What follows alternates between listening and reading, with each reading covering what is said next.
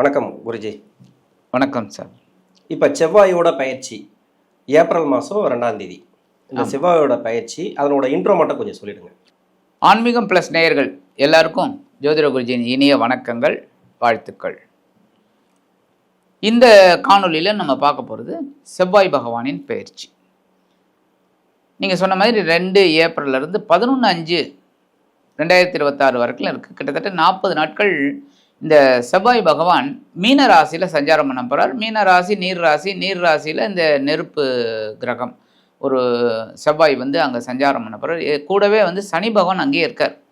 So சனி பகவானோட இந்த செவ்வாய் சேர்ந்துட்டு 40 நாட்கள் அங்கே இருக்க போகிறார். இந்த சனி பகவான் செவ்வாய் பகவான் அப்படின்னாலே உங்களுக்கே தெரியும், செவ்வாய் கொஞ்சம் வேகம் ஜாஸ்தி, ஆனால் அதே சனி மந்தம். ஸோ இந்த கான்ட்ராவர்சி தான் எல்லா இடத்துலையுமே கொஞ்சம் ப்ளஸ் ஆர் மைனஸை கொடுக்கும். சில ராசிகளுக்கு நல்ல ஒரு பலன்களை கொடுக்கும், சில ராசிகளுக்கு கொஞ்சம் ஒரு மாதிரியான ஒரு பலன்கள் தான் கொடுக்கும்.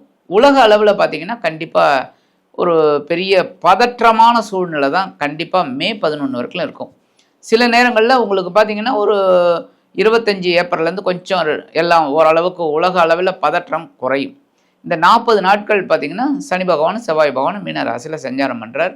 இந்த வகையில் பார்த்திங்கன்னா 15/4/2026 22/4/2026 வரைக்கும் கிட்டத்தட்ட ஒரு 8 நாட்கள் எல்லாருமே கொஞ்சம் கவனமாக இருக்கிறது நல்லது எல்லா விஷயங்கள்லையும். ஏன் அப்படின்னா ஒரே நட்சத்திரம் உத்திரட்டாதி நட்சத்திரத்தில் சனி பகவானும் செவ்வாய் பகவானும் சஞ்சாரம் பண்ண போகிறாங்க. ஸோ எல்லாருமே கொஞ்சம் கேர் எடுத்துக்கிட்டு இருந்தால் பரவாயில்ல. அந்த வகையில் ஒவ்வொரு ராசிக்கும் என்னென்ன பலாபலன்கள் அப்படிங்கிறத நம்ம இப்போ பார்ப்போம். கும்பராசி ராசிக்கு 3ஆம் அதிபதினு சொல்லக்கூடியவர், 10ஆம் அதிபதினு சொல்லக்கூடியவர் செவ்வாய். இந்த செவ்வாய் ராசியிலேருந்து 2ஆம் இடத்துக்கு போகிறார். ராசியாதிபதியோட சேர்க்கை சனியோட, அதை நம்ம மென்ஷன் பண்ணி தான் ஆகணும். ஆமாம். ஏன்னா கும்பராசிக்கு இப்போ 7.5 சனி போயிட்டுருக்கு, பாத சனியாக சனி பகவான் இருக்கிறார். ஆமாம். குருவும் 5ஆம் இடத்துல, அதாவது சனிக்கும் செவ்வாய்க்கும் வீடு கொடுத்த கிரகம் 5ஆம் இடத்துல, ராசிக்கு 5ஆம் இடத்துல, அவங்களுக்கு 4ஆம் இடத்துல. கரெக்ட்.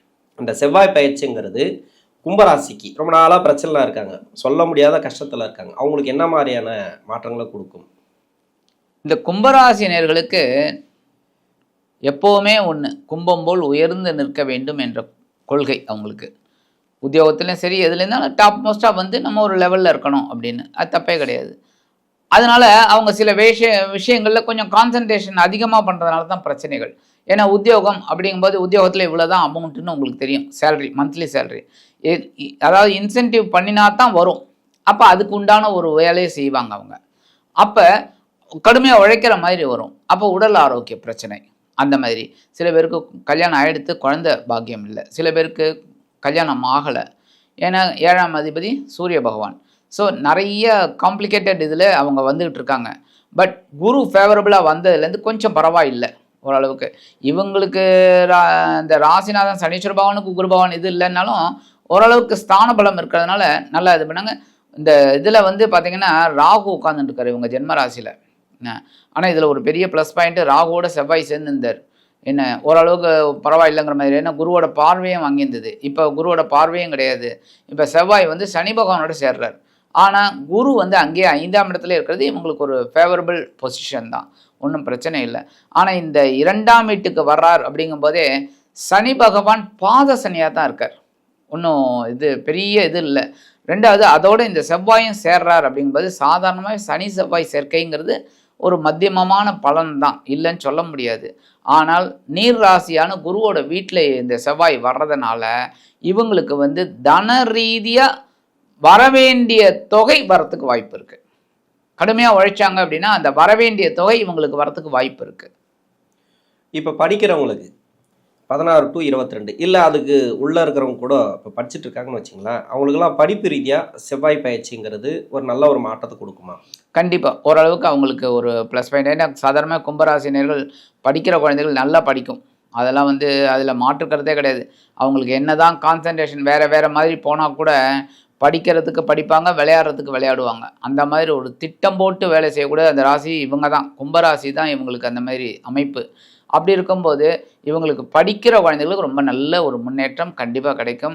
ஏன்னா இந்த படிப்பு படித்தா தான் நமக்கு ஒரு சொத்து வாங்க முடியும், அதாவது நல்ல உத்தியோகமாகி ஒரு சொத்து வாங்க முடியுங்கிற எண்ணம் அவங்களுக்கு அப்போதே இருக்கும். அதனால தான் நல்லா படிப்பாங்க. அதற்கு உண்டான ஒரு உயர்வுகள் அவங்களுக்கு கண்டிப்பாக கிடைக்கும். கண்டிப்பாக. திருமண வாழ்க்கைக்கு உண்டான டைமா அது? ஏன்னா பாதசனி 2ஆம் இடத்துல இருக்கிறாரு. இன்னொன்று இவர் மங்களகாரகன் 2ஆம் இடத்துக்கு போகிறாரு. குருவும் நல்ல பொசிஷனில் தான் இருக்குது. இப்போ திருமண வாழ்க்கை அப்படிங்கிறது ஜென்மராசிலெல்லாம் சனி இருக்கும்போதெல்லாம் நிறைய பேருக்கு தடைப்பட்டுச்சு, இது வரைக்கும் கூடி வரல. இப்போ 2ஆம் இடத்துல சனி இருக்கிறாரு. சனி செவ்வாய் சேர்க்கை. இந்த செவ்வாய் பயிற்சிங்கிறது திருமண வாழ்க்கைக்கு ஏதாவது முன்னேற்றங்களை கொடுக்குமா? ஏன்னா இப்போ திருமணத்துக்காக முயற்சி பண்ணுறவங்களுக்கு தடை ஒன்று. இன்னொன்று வந்து பார்த்தீங்கன்னாக்கா திருமண வாழ்க்கையில் இருக்கிறவங்களுக்கு நிறைய பிரச்சனைகள். இதை திருமண வாழ்க்கை ரீதியாக என்ன மாதிரியான மாற்றங்களை கொடுக்கும் இந்த செவ்வாய் பயிற்சி? இப்போ திருமண யோகம் அப்படின்னு கேட்டிங்கன்னாக்க இவங்களுக்கு சாதாரணமாகவே ஓரளவுக்கு கொஞ்சம் கஷ்டப்பட்டு தான் ஒரு திருமண வாழ்க்கை அமையும். சில பேருக்கு திருமண வாழ்க்கை அமையறதுக்கு லேட் ஆகும், சில பேருக்கு குழந்தை பாக்கியம் கிடைக்கிறதுக்கு லேட் ஆகும். அதுதான் அவங்களுக்கு கொஞ்சம் பிரச்சனைகளை கொடுக்கக்கூடிய ஒரு இது. ஏன்னா அப்போ தான் இவங்களுக்கு வந்து அந்த ஒரு ஞானம் கிடைக்கும். ஏன்னா இவங்களுக்கு களத்திர அதிபதி சூரிய பகவான், இவங்க ராசிநாதன் சனீஸ்வர பகவான், 2 பேருக்கும் எப்படி ஒத்து வரும்? ஸோ களத்திரத்தின் மூலமாக ஒரு குழப்பம் இவங்களுக்கு எப்போவுமே இருக்கும் ஏதாவது ஒரு ரூபத்தில். ஆனாலும் அட்ஜஸ்ட் பண்ணிட்டு போவாங்க. இந்த குடும்பத்தை அட்ஜஸ்ட் பண்ணிட்டு போகிறதுனால தான் அவங்களுக்கு பெரிய உயர்வு. ஏன்னா கும்பம் அப்படிங்கும்போதே அவங்க உங்களுக்கே தெரியும், கோவிலில் கும்பம், அதுதான் கும்ப அபிஷேகம். அப்போ அந்த கும்பம் போல் உயர்ந்து நிற்க வேண்டும் அப்படிங்கும்போது அந்த குடும்பத்தை அப்படியே அனுசரித்து போகிறதுல இவங்களை அடிச்சுக்கிறதுக்கு ஆள் கிடையாது. ஆனால் எவ்வளோ பிரச்சனைகள் இருந்தாலும் நம்மளால் பார்க்க முடியும், நம்மளால் சமாளிக்க முடியும் அப்படிங்கிற ஒரு எண்ணம் இவங்களுக்கு எப்போவுமே உண்டு. அந்த வகையில் இவங்களுக்கு பார்த்திங்கன்னா 2ஆம் வீட்டு அதிபதி குரு பகவான், 2ஆம் வீட்டு அதிபதி 5ஆம் இடத்துல இருக்கார். ஸோ ஒரு திருமண யோகத்தை உண்டு பண்ணக்கூடிய அளவில் தான் இருக்கார். ஏன் அப்படின்னா 5ஆம் இடம்ங்கிறது பூர்வ புண்ணியஸ்தானம், புத்திரஸ்தானம், புத்திரகாரகன் புத்திர இதுலேயே இருக்கார். ஸோ புத்திரத்தை ஏற்படுத்தி கொடுக்கணும்னா என்ன பண்ணுவார்? கல்யாணத்தை ஏற்படுத்தி கொடுக்கணும். ஸோ கல்யாணத்தை ஏற்படுத்தி கொடுத்துருவார். ஸோ திருமண யோகம் இல்லாதவர்களுக்கு திருமண யோகம் உண்டாயிடும். அதுமாதிரி இப்போ குழந்தை பாக்கியம் இல்லாதவர்களுக்கும் குழந்தை பாக்கியம் கிடைக்கிறதுக்கு வாய்ப்பு இருக்குது. என்ன போகும்போதே தட்டி விட்டு போவார். அதுதான் சனி பகவானுக்கும் அதை தான், குரு பகவானுக்கும் அதே தான். போகும்போது தட்டி விட்டு போயிடுவார். ஏன்னா அடுத்தது 6ஆம் இடத்துக்கு வரப்போறார். அப்போ அந்த 5ஆம் இடத்துல இருக்கும்போதே எல்லாம் முடிச்சு கொடுத்துட்டு போயிடுவார். ஸோ திருமண யோகம் கை கொடுக்கும். அதாவது குழந்தைகள் ரீதியாகவும் நல்லா இருக்கும், இருக்கிறவங்களுக்கு நல்லா இருக்கும், நல்ல ஒரு வளர்ச்சி படிப்பு அப்படிங்கிறது கண்டிப்பாக ரொம்ப நல்லா இருக்கும். கும்பராசியில் பெண்கள் இருக்காங்க இல்லையா, அவங்களுக்கு வந்து அந்த குழு கடன், அந்த கடன், இந்த கடன் வாங்கி போட்டு இன்னொருத்தருக்கு கேரண்டி கையெழுத்து போட்டு இப்படியெல்லாம் மாட்டி கஷ்டப்பட்டுனுக்கிறாங்க. இவங்களுக்கெல்லாம் ஏதோ ஒரு பொருளாதார ரீதியாக இல்லை அந்த கடன் பிரச்சனைலேருந்து வெளியே வர்றது, அப்படி இல்லைன்னாக்கா உடல்நலம் சம்மந்தப்பட்ட பிரச்சனைலேருந்து வெளியே வர்றது, இது மாதிரி ஏதாவது ஒரு மாற்றத்தை கொடுக்குமா? இவங்களுக்கு உடல் ஆரோக்கியம் நல்லபடி ஆகிடுங்க, பிரச்சனை இல்லை. என்ன அதுலேருந்து வெளியில் வந்துடுவாங்க. இந்த கடன்கள் விஷயம் சொன்னீங்கள்ல, அந்த கடன்கள் விஷயத்தில் பார்த்திங்கன்னா இவங்க வந்து இந்த பேச்சு சாதுரியத்திலேயே சரி பண்ணிவிடுவாங்க. அந்த அவமானம் அதெல்லாம் வரவே வராது. அவங்களே அழகாக பேசி என்னால் இந்த டேட்டுக்கு தான் என்னால் கொடுக்க முடியும் அப்படின்லாம் பேசி அந்த கடனை எக்ஸ்டெண்ட் பண்ணிவிடுவாங்க. சில பேர் வந்து கொஞ்சம் கொஞ்சமாக அடைக்கிறேன் அப்படின்னு சொல்லி அதுலேருந்து வெளியில் வந்துடுவாங்க, கரெக்டாக கொடுப்பாங்க. ஸோ கடன் பிரச்சனை இவங்களுக்கு அந்த அளவுக்கு இருக்காது. ராசிக்கு 2ஆம் இடத்துல போனதுலேருந்தே அந்த சனி பகவான் யாராவது ஒருத்தர் வந்து ஹெல்ப் பண்ண மாட்டாங்களா? அதாவது நமக்கு வந்து பொருளாதார ரீதியாக அப்படி இல்லைனாக்கா ஒரு தொழில் ரீதியாக நிறைய பிரச்சனைகளை கொடுத்துருக்கு. அந்த பிரச்சனைகள் வந்து இந்த செவ்வாய் சனி சேர்க்கையாவது கொடுக்குமா? அதாவது குருடைய வீட்டில் இருக்கக்கூடிய செவ்வாய் ஏதாவது ஒரு பிரச்சனைகளை சரி பண்ணணும், ஏதாவது ஒரு வகையில் சரியாகுமா? அதாவது பொருளாதார ரீதியாக இப்போ வந்து தொழில் பண்ணக்கூடியவர்களுக்கு, இன்னொன்று வேலை செய்கிறவங்களுக்கும் அந்த பொருளாதார பிரச்சனைகள் இருக்குது, ஏதாவது ஒரு மாற்றத்தை எதிர்பார்க்கலாமா? இவங்களுக்கு ப்ளஸ் பாயிண்ட் என்ன, மைனஸ் பாயிண்ட் என்னென்னா இவங்களுக்கு வந்து நண்பர்கள் தான் இவங்களுக்கு பெரிய பலம், அதே நண்பர்கள் தான் பலவீனம். அதனால் எந்த நண்பர்கள் மூலமாக ஒரு நன்மை அப்படின்னு இவங்க நினச்சாலே ரொம்ப அற்புதம். அந்த தொடர்புகளின் மூலமாக இவங்களுக்கு ஒரு உயர்வுகள். இந்த 2ஆம் இடத்துக்கு வரக்கூடிய செவ்வாய் கண்டிப்பாக ஒரு வருமானத்தை ஏற்படுத்தி கொடுப்பார். ஏதாவது ஒரு ரூபத்தில் ஒரு வருமானத்தை ஏற்படுத்தி கொடுப்பார்.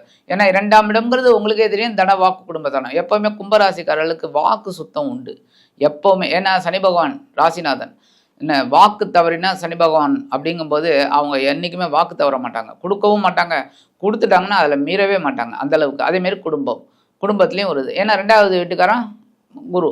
ஸோ நல்ல ஒரு முன்னேற்றம் இவங்களுக்கு கண்டிப்பாக இருக்குது, பெரிய மாற்றம் இந்த செவ்வாய் பகவான் கொடுப்பார்.